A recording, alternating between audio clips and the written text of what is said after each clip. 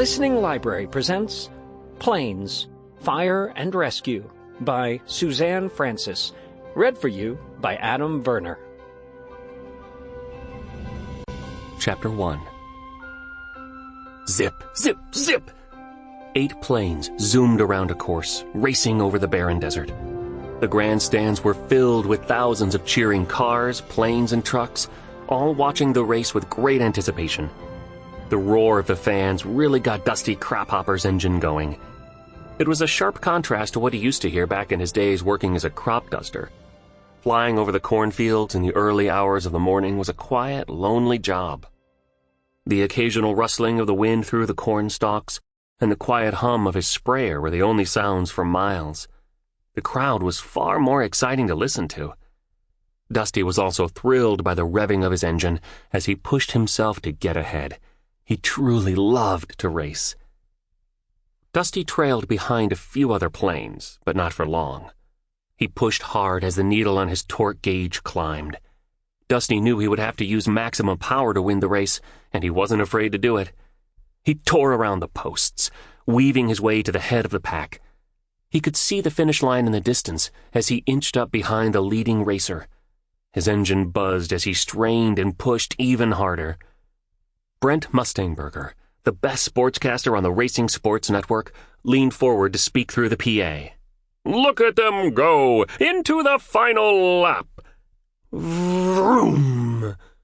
And here comes number 7, Dusty Crophopper!" Brent's words rang out across the desert as the crowd went wild. Dusty's best friends from Prop Wash Junction, Chug, Dottie, Skipper, and Sparky, were in the crowd. They hooted and hollered with all their might as Dusty crossed the finish line first. It was true that Dusty loved racing for its own sake, but nothing compared to the rush of winning. He was more than happy to scribble autographs for adoring fans and smile for pictures after the race. Dusty had been on tour for a while and was winning again and again, collecting trophies, giving television interviews, and appearing in magazines and newspapers. He had become a very famous airplane. Back in Prop Wash Junction, everyone crowded around a tiny television to watch Dusty's interview with Brent Mustangberger.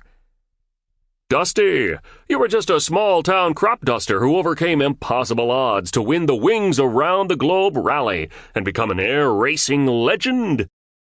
"Well, Brent," said Dusty, "I've had an amazing team supporting me every step of the way. The best coach, the best mechanic, and the best fuel truck anyone could ask for." Dusty was calm and cool on television, and it was just like him to be modest and thank his friends in Prop Wash. Skipper, Dottie, Chug, and Sparky couldn't help smiling when he mentioned them. "I'd say you've come a long way since those crop dusting days," added Brent. "Racing is all I ever wanted to do. It's my life," Dusty said sincerely. When Dusty returned home to Prop Wash Junction, everyone at the Fill-In Fly, the garage and fueling station, was enjoying all the magazine and newspaper articles about Dusty. "Awesome pick, Dust, except your eyes are closed." Sparky smiled as he looked proudly at the picture of his friend in the newspaper. He carried the paper over to Dusty, who was getting some oil from his buddy Chug, the fuel truck. "Racing with your eyes closed," said Chug with a smile. "So that's your secret." Mayday, an old fire truck who wore thick black-rimmed eyeglasses, rolled up.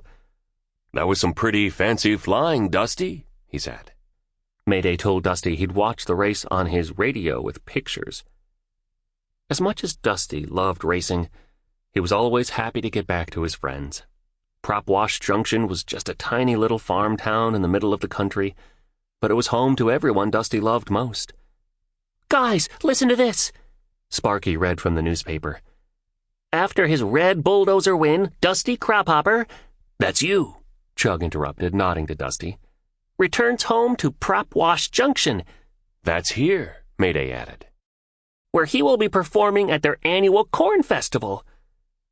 Sparky looked up from behind the newspaper proudly. The corn festival was a Prop Wash tradition, and everyone in town looked forward to it all year long. The festival was full of corn-themed food, entertainment, contests, costumes, and music, and plenty of corny fun. The gang couldn't believe it. The corn festival was national news. With that kind of press, this year's festival would be ginormous. "This is going to put Prop Wash Junction on the map," Chug added. "Oh, I've always wanted to be on a map," said Sparky. Everyone in town could hardly contain their excitement. The motel's phone was already ringing off the hook, and the owner said they'd have to get out the inflatable hangars to accommodate all the visitors. Dusty was happy to see everyone in Prop Wash coming together for the festival. He knew it was going to be the biggest and best one yet. Chapter 2. "Dusty!" Skipper called. Skipper had taught Dusty how to race and had prepared him for the Wings Around the Globe rally. Besides being Dusty's coach and very good friend, Skipper was also a World War II veteran who had flown with the Jolly Wrenches squadron in the Navy. "Ready to do some flying?" he asked the world-famous racer. "Absolutely, Skipper," Dusty replied. The sun was making its way into the clear blue sky, beginning to light up a perfectly beautiful day. Dusty rolled onto the taxiway, and Skipper followed. They revved their engines, turned toward the end of the runway, and prepared for takeoff. As much as Dusty loved racing and traveling to far-off places, it always felt good to be home, flying with Skipper. "Hey, Prop Wash Tower, this is Crophopper 7, flight of 2 ready for takeoff." "Crophopper 7, Prop Wash Tower, wind calm, runway 27 cleared for takeoff. Have a great flight, fellas." Their engines roared as they cruised down the runway and rose into the air. They retracted their landing gear and soared gracefully across the sky, passing the water tower, proudly painted with the words Prop Wash Junction, home of racing champion Dusty Crophopper.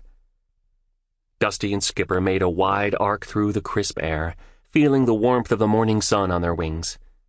After a moment, Dusty broke off, zigzagging this way and that around grain elevators, while Skipper flew along, watching him closely. "Snap into those turns," Skipper yelled. "Tighten it up." Dusty took Skipper's advice and adjusted his wings. "There you go." Dusty flew between the trees, then glided over the river. With Skipper behind him, he followed the river's winding path, skimming the surface of the sparkling water. "Now let's work the vertical," Skipper said. Dusty grinned as he revved his engine, gearing up for the vertical climb. He had to gain a lot of speed to pull it off.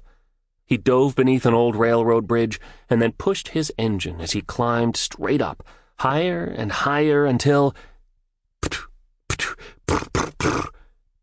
Suddenly his engine stuttered. Dusty paused and tried to figure out what was going on. His engine stuttered again.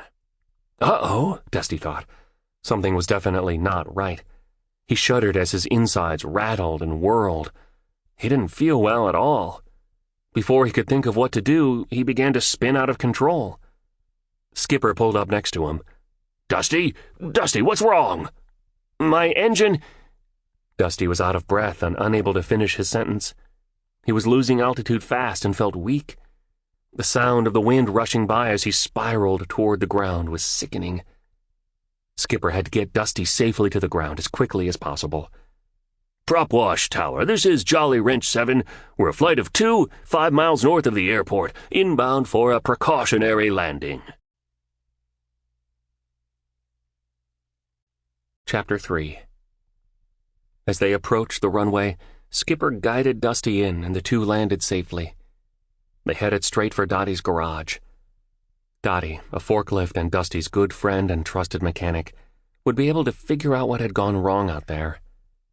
Sparky gave Dusty an oil change as Skipper waited nearby. "I don't know what it was. I wasn't doing anything different," Dusty said, as Dottie carefully investigated his panel. "You know, pylon turns, a vertical, like we do every day. I feel great." Dottie sighed and headed over to her work table. She sprayed water on an air filter to remove large metallic chunks from it. They landed in a petri dish. "I've got a love-hate relationship with you, Dusty," she said. "Love that you're my best customer, hate what you're doing to yourself." Sample complete. Ready to continue?